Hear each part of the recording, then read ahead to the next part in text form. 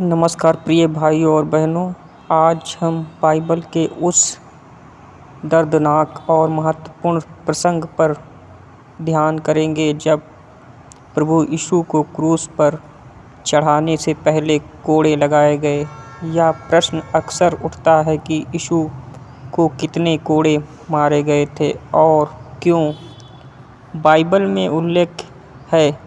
Bible के अनुसार जब पिलातुस ने यीशु को कोड़े निर्दोष पाया, तब भी यहूदियों की भीड़ के दबाव में उसने यीशु को कोड़े लगवाए और फिर उसे क्रूस पर चढ़ा दिया।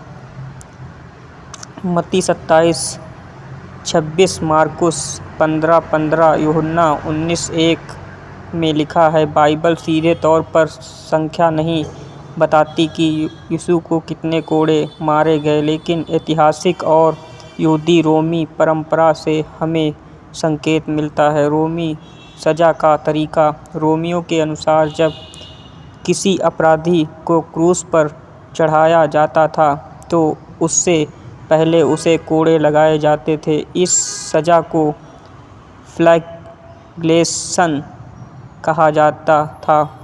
यह कोड़े साधारण नहीं थे, बल्कि चमड़े की पट्टियों से बने होते थे, जिनमें लोहे और हड्डी के टुकड़े लगे होते थे। जब यह शरीर पर पड़ते थे तो मांस और खून फट जाता था। यहूदी कानून और परंपरा व्यवस्था विवरण 25:3 में लिखा है कि यहूदी किसी को 40 कोड़ों से अधिक मारे किसी कारण ने अक्सर 39 कोड़े ही मारते थे, ताकि गलती से 40 से अधिक न हो जाएं।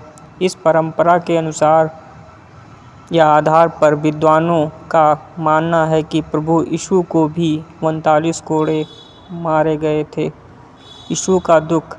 हर एक कोड़ा गहरी पीड़ा लेकर आया। भविष्यवक्ता यशायाह ने पहले से ही इसकी भविष्यवाणी की थी। वह हमारे अपराधों के कारण घायल किया गया, हमारे अधर्म के कारण कुचला गया। हमारी शांति के लिए उस पर ताड़ना पड़ी और उसके कोड़े खाने से हमें चंगे हो गए। यशायाह 53:5 में लिखा है। इसका अर्थ है कि यीशु ने जो कोड़े खाए वह हमारे पापों और बीमारियों का दंड था। शिक्षा। यीशु वह पीड़ा इसलिए सही ताकि हम शांति और चंगाई पा सकें। 39 कोड़े इस बात का प्रतीक हैं कि हर एक कोड़ा मानवता की मुक्ति के लिए था। यह हमें याद दिलाता है कि प्रभु का प्रेम हमारे लिए कितना गहरा है। भाइयों और बहनों, शायद बाइबल स्पष्ट संख्या नहीं बताती, लेकिन यह निश्चित है कि यीशु ने अत्यंत पीड़ा सही। उनके कोड़े हमारे उद्धार और चंगाई का कारण बने।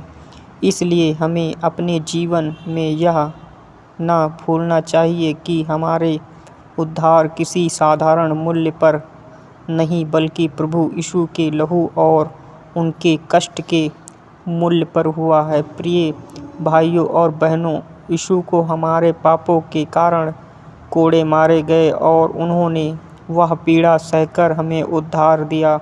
आइए हम सदैव उनके बलिदान को याद रखें और अपने जीवन को प्रभु के मार्ग में चलने के लिए समर्पित करें।